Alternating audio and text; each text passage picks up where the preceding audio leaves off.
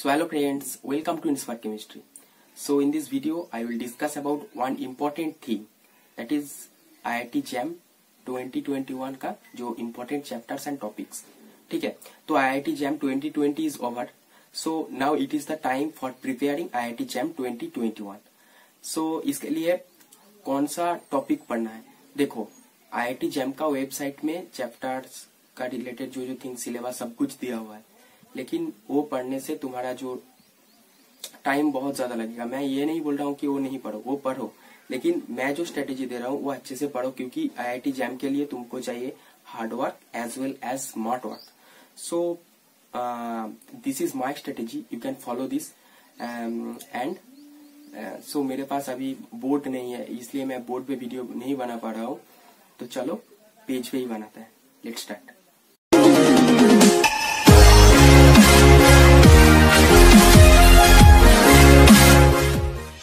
तो देखो, तुम्हारा जो मैं यहाँ पर जो chapters and topics note down किया है तो अच्छे से फॉलो करो, क्योंकि मैं ये 2 साल पहले ये मेरा स्ट्रेटेजी था। ये फॉलो करने के बाद मेरा रैंक अंडर 400 आया, तो IIT भी मिल गया था।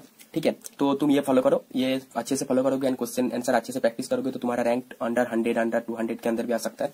ये अच्छे से प्रैक्टिस करोगे तो तुम्हारा marks I can give you guarantee that you can get 70+ score. Okay, so 70+ मतलब अबव 150 रैंक, मतलब under 100 rank. So let's see. So for physical you can follow at first the important chapter is thermodynamics. Okay, so thermodynamics का 3 chapters है, first law, second law and third law. So इसमें से first law and second law अच्छे से पढ़ो and third law का जो basic equations है, ठीक है, वो अच्छे से देख लो एक बार। तो ये हो गया थर्मोडायनामिक्स का। यहाँ पर बहुत सारा एंट्रोपी रिलेटेड जो क्वेश्चंस है, work function, Carnot cycle and reversible process, ये रिलेटेड जो थिंग्स है पूरा थर्मोडायनामिक्स अच्छे से पढ़ो। इसमें से ऑलमोस्ट 3 क्वेश्चन आते हैं। 3 क्वेश्चन मतलब यहाँ से almost 5 to 7 marks. Okay, 5 to 6 और 7 मार्क्स आता है पर ईयर, मतलब 100 में से 5 to 6 मार्क्स मतलब बहुत ही ज्यादा होता है। उसके बाद आता है chemical kinetics. Second is chemical kinetics. Chemical kinetics is also very important chapter like thermodynamics. So इसमें क्या पढ़ना है, इसमें जो type of reaction, order of the reaction, order कैसे निकलते हैं, ठीक है, और जो टाइप ऑफ रिएक्शन जैसे parallel reaction, consecutive reaction, opposing reaction, ये सब रिएक्शन का जो इक्वेशंस है ये अच्छे से पढ़ना है। इसका रिलेटेड जो ग्राफ्स है, इसका जो रेट इक्वेशंस है, और इसमें से सबसे इंपॉर्टेंट एंजाइम कैटालिस्ट वाला रिएक्शन, ये अच्छे से पढ़ना है। ठीक है, और इसके साथ जो आरएनएस वाला जो K versus T plot, K versus 1/T plot and activation energy versus जो T प्लॉट, ये सब जो रिलेटेड थिंग्स है, इसका रिलेटेड जो मैथ्स है, ग्राफ्स है, ये अच्छे से पढ़ना है केमिकल काइनेटिक्स में। इसमें से ही हर साल 2 क्वेश्चन तो ऑलमोस्ट आता ही है, 3 भी आ सकता है, ऑलमोस्ट 3 to 4 मार्क्स का क्वेश्चन आता है। ठीक है, उसके बाद आता है केमिकल इक्विलिब्रियम। केमिकल इक्विलिब्रियम भी बहुत इंपॉर्टेंट है। ठीक है, केमिकल इक्विलिब्रियम में तुम्हें पढ़ना है नॉन्स्ट इक्वेशन वाला जो इक्वेशन है वो पढ़ना है, उसमें से डेल्टा G निकलना, डेल्टा S निकलना, ये सब जो इक्वेशंस है ये अच्छे से पढ़ना है। तुम्हारा वहाँ पर जो ला शटलियर प्रिंसिपल है, ला शटलियर प्रिंसिपल को अच्छे से पढ़ना है, उसका रिलेटेड जो मैथ्स आएगा वो भी पढ़ना है। ठीक है, और उसके बाद आता है फेज इक्विलिब्रियम। फेज इक्विलिब्रियम में जो फेज इक्विलिब्रियम का मेन जो इक्वेशन आता है, वो इक्वेशन फेंट ऑफ वाला जो इक्वेशन वो पढ़ना है। ठीक है, फेंट ऑफ इक्वेशन केमिकल इक्विलिब्रियम में भी आता है। इसके बाद यहाँ पर जो आता है प्रोसेस कैप्रियंस इक्वेशन, उसके साथ जो water, carbon dioxide and sulphur का जो फेज डायग्राम, ये अच्छे से देखना है, कहाँ पर ट्रिपल पॉइंट आता है, कहाँ पर फेज चेंज हो रहा है, degree of freedom related things, ये सब पढ़ना है। ठीक है, उसके बाद आता है चैप्टर 5 इलेक्ट्रोकेमिस्ट्री एंड कंडक्टेंस। ये इंपॉर्टेंट चैप्टर है, हर साल इसमें ऑलमोस्ट 2 क्वेश्चन आता है। ठीक है, यहाँ से भी ये 2, यहाँ पर 1, ये रिलेटेड क्वेश्चन आता है। केमिकल इलेक्ट्रोकेमिस्ट्री में जो क्वेश्चन आता है ऑलमोस्ट 2 to 3 क्वेश्चन आता है। इलेक्ट्रोकेमिस्ट्री में जो आता है E0 पोटेंशियल निकालना, ठीक है, कैथोड और एनोड का, और वहाँ पर जो स्टैंडर्ड पोटेंशियल हो गया, उसके साथ जो रेफरेंस इलेक्ट्रोड वाला जो है hydrogen electrode, silver chloride, mercury chloride, ये जो कैलोमेल इलेक्ट्रोड, इसका जो E0 वैल्यू ये याद रखना पड़ता है, क्वीन हाइड्रोन इलेक्ट्रोड, ये सब पढ़ना है। कंडक्टेंस में क्या क्या पढ़ना है, एक्टिविटी A, उसके साथ कॉन्सेंट्रेशन का रिलेशनशिप। ओके, एंड इसके साथ यहाँ पर जो है solubility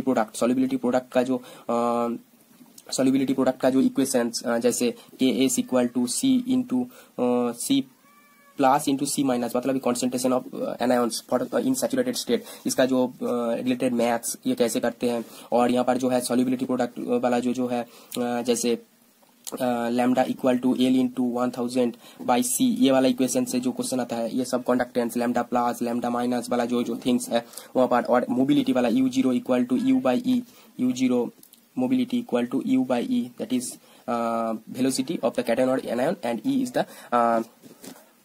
the this potential, okay, unit potential में इसका जो वेलोसिटी, ये पढ़ना है। उसके साथ जो थिंग्स है तुम्हारा सॉलिड स्टेट में जो है पार्टिकुलर जो सॉलिड स्टेट का जो इंपॉर्टेंट थिंग है, वो जैसे सॉलिड स्टेट का जो इक्वेशन पढ़ना है, जो है सॉल्यूशन में क्या क्या है, सॉल्यूशन में जो सॉल्यूशन बहुत इंपॉर्टेंट है, वो तुम क्लास 12 से पढ़ रहे हो, ये सॉल्यूशन देख लेना एक बार। सॉल्यूशन से ऑलमोस्ट 2 क्वेश्चन आता है, सॉलिड स्टेट से 1 क्वेश्चन आता है। आयनिक इक्विलिब्रियम में उसका जो आयनिक इक्विलिब्रियम में पीके पीएच पीके भी रिलेटेड जो थिंग्स, इसका जो ग्राफ्स, ये सब अच्छे से देखना होता है, ठीक है। उसके बाद आता है क्वांटम केमिस्ट्री उतना इंपॉर्टेंट नहीं है, तो फिर भी ये देख के जाना एक बार। हाइड्रोजन एटम रिलेटेड जो थिंग्स, प्रोबेबिलिटी, डेंसिटी और प्रोबेबिलिटी, इसका रिलेटेड जो आर के साथ जो ग्राफ्स, ये अच्छे से पढ़ना है। ऑपरेटर वाला थिंग्स पढ़ना है, आइगन फंक्शन पढ़ना है, नॉर्मलाइजेशन, ऑर्थोगोनलाइजेशन, ये सब पढ़ना, ठीक है। ये था फिजिकल केमिस्ट्री का इंपॉर्टेंट थिंग्स, ठीक है। ये अच्छे से नोट डाउन कर लो जो मैं अभी तक बोला। इसके बाद जो आता है ऑर्गेनिक केमिस्ट्री। देखो ऑर्गेनिक केमिस्ट्री में बहुत ज्यादा वास्ट सिलेबस है, तो इसमें से मैं जो इंपॉर्टेंट चैप्टर्स और इंपॉर्टेंट टॉपिक्स है वो लिख के रखा हूँ, ये अच्छे से फॉलो करो, और टाइम मिलेगा तो पूरा पढ़ लेना। नहीं तो ये पढ़ोगे तो तुम्हारा बेसिक्स जो क्वेश्चन आता है ऑलमोस्ट अबव 60 और 70% का आंसर तुम्हारा 70% अबव हो जाएगा। जैसे जनरल ऑर्गेनिक केमिस्ट्री, इसमें से क्या पढ़ना है, acidity, basicity, dipole moment, aromatic, anti aromatic, non aromatic, homo aromatic, B strain, F strain and I strain, ये रिलेटेड जो थिंग्स तुम्हें पढ़ना है। उसके बाद आते हैं स्टीरियो केमिस्ट्री में क्या क्या पढ़ना है, आइसोमेरिज्म पढ़ना है, ऑप्टिकल एक्टिविटी पढ़ना है, ऑप्टिकल प्यूरिटी पढ़ना है, आरएस नोमेनक्लेचर पढ़ना है, इसका जो प्रोजेक्शन है different type, Fischer projection, sawhorse projection, Newman projection, ये सब पढ़ना है। और वहां पर जो हाइड्रोजन का टाइप, जैसे होमोटॉपिक, हेटेरोटॉपिक, एनोन्सियोटॉपिक, डायस्टीरियोटॉपिक, इसका रिलेटेड जो इस हाइड्रोजन कौन सा टॉपिक का हाइड्रोजन है, ये सब बोलना होता है, क्वेश्चन में देता है। उसके बाद जो 2 स्ट्रक्चर दे देता है, उसमें से इसका रिलेशन क्या होगा, होमोमर होगा या फिर एनोन्सियोमर या फिर डायस्टीरियोमर। और एक भी क्वेश्चन दे सकता है कि टोटल आइसोमर, इस बार दिया है 2020 में एक क्वेश्चन दिया था कि टोटल आइसोमर कितना हो सकता है, जियोमेट्रिकल आइसोमेरिज्म, ये रिलेटेड जो थिंग्स, ये भी आ सकता है, ठीक है। उसके बाद आते हैं इंटरमीडिएट्स। देखो इंटरमीडिएट्स में क्या क्या है, कार्बोकैटायंस पढ़ना है, कार्बो एनायंस पढ़ना है, कार्बन फ्री रेडिकल पढ़ना है, इलाइट्स एक बार देख लेना, कार्बिन पढ़ना है, बेंजाइन पढ़ना है। सो सबसे इंपॉर्टेंट है benzene, carbocation and कार्बो anion, okay. उसके साथ रेडिकल वाला एक बार देख लेना। सबसे ज्यादा इंपॉर्टेंट बेंजाइन के साथ जो तुम्हारा रिएक्शन होता है, वो डाइसल्फाइड रिएक्शन, वो वाला रिएक्शन बहुत ही इंपॉर्टेंट है। उसके साथ और भी बहुत सारा रिएक्शन है बेंजाइन का, वो भी देख लेना, ठीक है। उसके बाद आते हैं रिएक्शन मैकेनिज्म में क्या क्या इंपॉर्टेंट है, SN1, SN2, E1, E2, E1CB, SNI बहुत ही इंपॉर्टेंट है, SN1 डैश, SN2 डैश, ये सब बेसिक रिएक्शन एक बार देख लेना, क्योंकि इसमें से ही डिपेंड करके, मतलब इसके ये अच्छे से सीखोगे, तुम्हारा रिएक्शन मैकेनिज्म अच्छा होगा, उसके बाद तुम्हारा जो नेम रिएक्शन भी अच्छे से तुम कर पाओगे, ठीक है। उसके बाद आते हैं addition elimination reaction, ArAC2, aromatic substitution electrophilic and nucleophilic substitution in aromatic system, addition substitution, ये सब अच्छे से पढ़ना है, ठीक है। उसके बाद आते हैं जो इंपॉर्टेंट थिंग्स, जैसे नेम रिएक्शन का जो इंपॉर्टेंट थिंग, वो अच्छे से तुम एक बार देख लेना, जो है इंपॉर्टेंट, तुम बीएससी में जो पढ़े हो एक बार रिवाइज करके जाना। और उसके साथ रीअरेंजमेंट, जैसे बेकमैन का टियास, स्मिथ रीअरेंजमेंट, ये सब रिलेटेड जो रीअरेंजमेंट है सारे एक बार देख के जाना, और उसका रिएजेंट एंड उसका प्रोसीड्योर कैसे होता है, ऑलमोस्ट सेम टाइप का है, वो एक बार देख के जाना।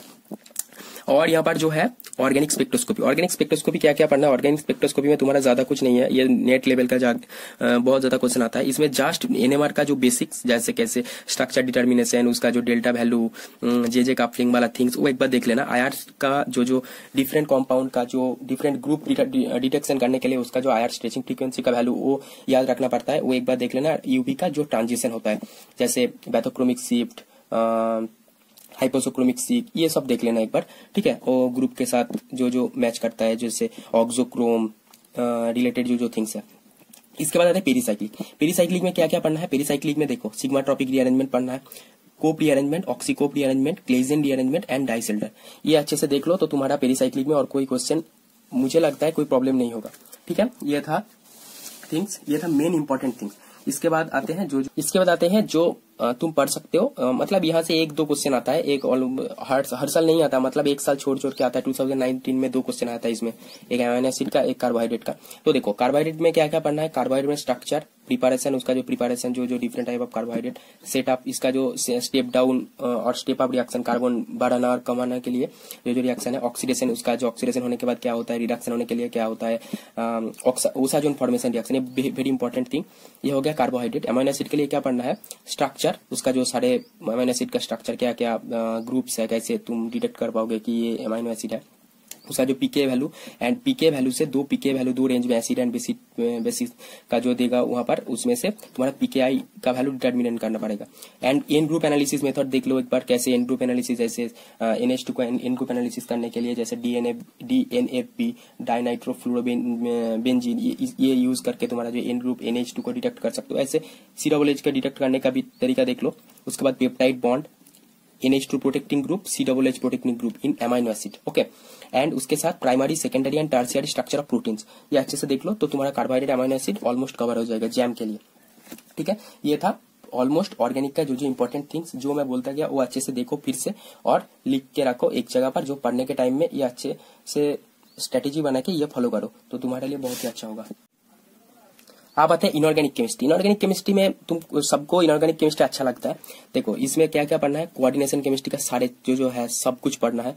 ऑर्गेनोमेटेलिक्स का जो इंपॉर्टेंट थिंग्स, सारे नहीं, जो हायर वाला थिंग्स छोड़ के जो इंपॉर्टेंट है, अजय कुमार का लास्ट पोर्शन वाला छोड़ के जो रिएक्शन है ऑर्गेनोमेटेलिक्स से क्या क्या रिएक्शन में जाता है, कपलिंग रिएक्शन, ये छोड़ के और भी जो है जैसे हाइड्रोफॉर्माइलेशन तक जो है 18 इलेक्ट्रॉन रूल रिलेटेड जो थिंग्स है वो अच्छे से पढ़ना है जैम के लिए, और पूरा पढ़ना है गेट और नेट के लिए। इसके बाद केमिकल बॉन्डिंग, केमिकल बॉन्डिंग में सब कुछ पढ़ना है, देखना है, वो तुम क्लास 12 से पढ़ रहे हो। उसमें से जो important thing VSEPR and MO related things का क्वेश्चन ज्यादा आता है, ठीक है। उसमें आता है डायमैग्नेटिक, पैरामैग्नेटिक कौन सा होगा, एमओ देख के बताना पड़ेगा। जैसे O2 का तुम VSEPR से करोगे तो डायमैग्नेटिक लगता है, लेकिन एमओ देखोगे तो वो पैरामैग्नेटिक बन जाता है, क्योंकि 2 पाई स्टार में अनपेयर्ड इलेक्ट्रॉन रहता है। ये सब थिंग्स जैम में बहुत ज्यादा पूछता है। उसके बाद आता है bio inorganic chemistry. Bio inorganic chemistry में मैक्सिमम जो इंपॉर्टेंट और हायर लेवल में आता है और नेट और गेट में, तो इसमें से जो पढ़ना है जैम के लिए, हीमोग्लोबिन, मायोग्लोबिन, उसमें जो रिलेटेड थिंग्स है जैसे बोर इफेक्ट, और उसके साथ जो वहां पर कार्बोनिक एनाइड्रेज पढ़ लो, हिमोसायनिन पढ़ लो, B12 पढ़ लो, ठीक है, विटामिन B12। और हीमोग्लोबिन मायोग्लोबिन में जो हाई प्रेशर में हीमोग्लोबिन ज्यादा काम करता है, लो प्रेशर में मायोग्लोबिन काम करता है, और जो थिंग्स वो एक बार देख लेना। सॉलिड स्टेट में जो स्ट्रक्चर है जैसे AB type, AB2 type, AB3 type जो क्रिस्टल, उसका स्ट्रक्चर, पैकिंग फ्रैक्शन, एंड उसका जो रो इक्वल टू ZM/NaQ, ये वाला फॉर्मूला यूज करके जो डेंसिटी निकालने का फॉर्मूला ये देख लो। उसका एसिड बेस में जो थिंग्स है, कैसे एसिड बेस करना है। देखो एसिड बेस रिलेटेड जो थिंग्स है यहाँ पर जैसे लेबलिंग एजेंट, कोजोल्वेटिंग एजेंट, जो डिटरमिनिंग फैक्टर है एसिडिटी बेसिसिटी के लिए, कौन सा higher pK value, super acid H0 value जब -H0 वैल्यू जब 6 के ऊपर जाएगा, या फिर H0 वैल्यू जब -6 के ऊपर जाएगा तो वो सुपर एसिड बनता है। कैसे सुपर एसिड का काम क्या होता है, यूज क्या होता है, ये एसिडिटी बेसिसिटी से अच्छे से पढ़ना होगा, ठीक है। So that's all for today's video. Please follow this inorganic, organic and physical chemistry का जो strategy, inorganic, organic and physical का जो स्ट्रेटेजी, ठीक है। ये मैं पहले 2 साल पहले बनाया था। ये यूज करने के बाद मेरा जो रैंक आया था अंडर 400, मैं कुछ गलती की थी एग्जाम हॉल में, इसलिए मेरा रैंक मतलब 200 के अंदर नहीं आया। ये गलती नहीं होती तो अच्छा होता। तो ये तुम फॉलो कर सकते हो, क्योंकि ये स्मार्ट वर्क के लिए तुम्हारा काम पे आएगा, ठीक है। और तुम इसके रिलेटेड जो थिंग्स है, जो सिलेबस दिया है जैम लेवल का, वो एक बार ऑलमोस्ट एक बार पढ़ के जाना, और जो चैप्टर मैं यहाँ पर लिखा, जो टॉपिक मैं यहाँ पर डिस्कस किया, वो अच्छे से पढ़ के जाना, तो तुम्हारे लिए बहुत ही हेल्पफुल होगा, ठीक है। So that's all, stay safe, stay at home, and thank you for watching. Please share this video with your friends. Thank you.